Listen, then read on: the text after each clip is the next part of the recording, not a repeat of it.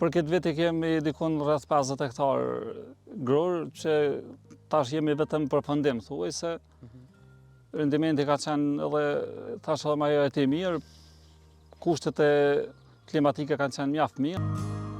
Korriku është muaji kur arat marrin ngjyrën e artë dhe muajt e tërë të punës së fermerëve shpërblehen me korrjen e grurit. Edhe për fermerin Elvir Uka ka nisur një nga periudhat më të rëndësishme të vitit. Pas një sezoni të gjatë pune, ai ka dalë në arë për të mbledhur prodhimin e këtij viti. Para se me fillu me fol për korrjen e grurit, për çka kemi ardhur sot këtu në komunën e Pejës, është mirë ndoshta më tregu por neve, por edhe për shikuesit se si ka qenë viti 2026. Nëse marrim që nga muaji janar deri më tash, që jemi në muajin korrekt, si ka qenë ky vit për juve fermerët? Ka pas sfida apo besoj? Po normal, si çdo vit edhe ky vit ka pas sfidat e veta. Realisht na mbajemi shumë prej kushteve klimatike, si fermer gjithmonë edhe, po relativisht ky vit ka qenë i mirë, sa i përket rendimentit të grurit. Mendojmë që Okej.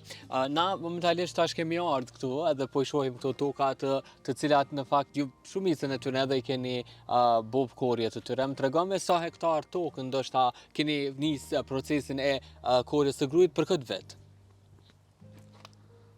Për këtë vit kemi dikun rreth 50 hektar gror që tash jemi vetëm përfundim, thuaj se rendimenti ka qenë edhe tash edhe ajo e mirë, kushtet e klimatike kanë qenë mjaft mira. Për fermerët, korrja është momenti kur vlerësohet gjithë mundi i investuar gjatë vitit. Çdo kalim i kombajnës shënon fundin e një cikli që ka nisur me përgatitjen e tokës, mbjelljen dhe kujdesin e vazhdueshëm për kulturën e grurit. Përkundazi që çmimet e plena artificiale këtyre tjera, gjëna tjera janë konë shumë të larta në krahasim me çmimin e grurit, tash që është dikon 17 deri në 18 cent që e marrin mullinat. Kjo pak në ana. Sa ka ndikim, pikërisht këtë dua të ndalim, sa ndikon ndoshta rritja e çmimit në këtë rast tek ju si bojk, edhe në përpunimin e tokës, por edhe në procesin e korrjes së grurit në këtë rast?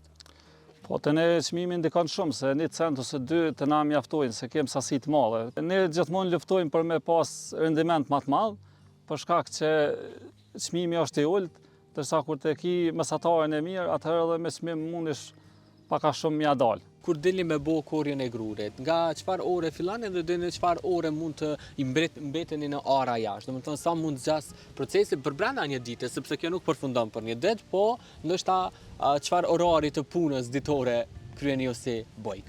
Zakonisht ja fillojmë dikun ka ora 10 deri në 11, po varet edhe deri në mbrëmjen sa ora nëse nuk ka lagështi. Të ne kështu zakonisht ka lagështi nga 8-9 mbrëmje. Edhe mujmë, nëse nuk ka lagështi, mujmë me vazhdu deri në 10-11 mbrëmje. Megjithatë, sipas Elvirit, buqësia po bëhet çdo vit e më sfiduese. Rritja e kosteve dhe vështirësitë e shumta po e bëjnë punën në tokë gjithnjë e më të rëndë. Më trego pak nga përvojat e tua në Kambaj, se kujton atë kohën herën e parë që Elviri ka qenë i gatshëm të ngasë një kombaj edhe të bëj korrjen e grurit. Më trego pak si përvojë se çush ka qenë nëse kthehemi në vite pas në kohë. Është s'po di se unë si graj kombaj s'hiç, po. Kur e ke bo përpara korrjen këtë rast, çush e kujton, në cilin vit ke fillu, me po si për herë të parë, mandej çush e ke vazhdu në ndërkohë, Ta kem si trashëgimi, çdo vit që mbjellim, prej para luftë mbjellim grën, po në sasi më të vogël. Domethënë, ç'më thon parcella më të vogla. Sasi më të vogël.